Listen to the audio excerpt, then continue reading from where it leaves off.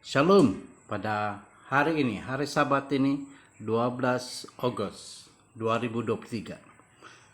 Bacaan harian Alkitab kita mengenai Ela. Dalam 1 Raja-Raja ayat 16,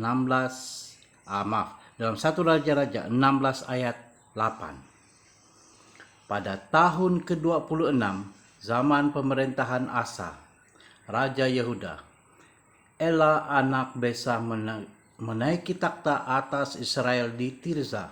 Dia bertakhta selama 2 tahun.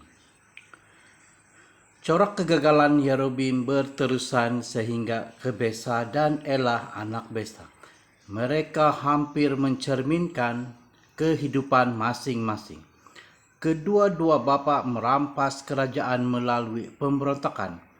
Kedua-duanya adalah orang yang jahat dan menyelewengkan orang ramai dengan penyembahan berhala.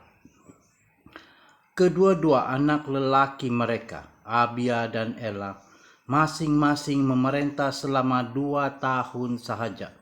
Mereka berdua dibunuh dan semua saudara mara mereka akhirnya juga dibunuh. Mengapakah Alkitab memberitahu kita kisah-kisah tragis ini? Pertama, kitab suci menyimpan catatan yang setia tentang sejarah raja-raja Yehuda dan Israel berturut-turut. Kedua, kisah Besa dan Ela hanyalah peralihan antara zaman Yerobeam dan Ahab. Watak-watak utama dalam kitab 1 Raja-Raja sebenarnya adalah Salomo, Yerobeam, dan Ahab.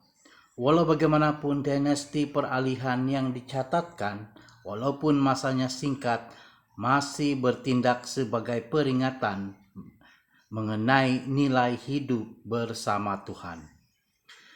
Kisah Raja-Raja mempunyai tumpuan rohani dalam jalan ceritanya. Dalam kitab suci, cara untuk menekankan suatu perkara utama ialah melalui pengulangan. Cerita-cerita pendek ini adalah ulangan bapa-bapa yang meninggalkan Sang Pencipta dan anak-anak mereka yang melakukan perkara yang sama. Tuhan mempunyai rancangan untuk Israel melalui Yerobeam dan kemudian melalui Besa. Tetapi mereka gagal dalam ujian dan membawa kebinasaan kepada keluarga mereka sendiri. Ini adalah pengajaran dan amaran yang serius bagi kita, orang-orang Israel modern. Raja-raja dan dinasti baru kemudiannya naik takhta di kerajaan utara. Walaupun raja-raja sebelumnya adalah satu pelajaran mengenai penyembahan berhala dan perintah Tuhan, raja-raja yang menggantikannya hanya menepis pelajaran itu dan meneruskan penyembahan berhala. Mereka juga menindas rakyat dan hidup untuk kesenangan mereka sendiri. Apabila kemusnahan berlaku 200 tahun kemudian di Samaria, ibu kota kerajaan utara, kita kemudiannya dapat melihat betapa berbelas kasihannya Tuhan terhadap umatnya.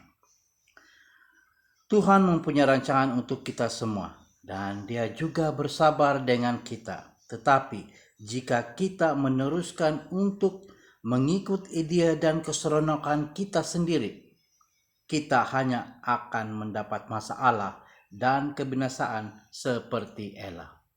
Amin. Tuhan Yesus memberkati.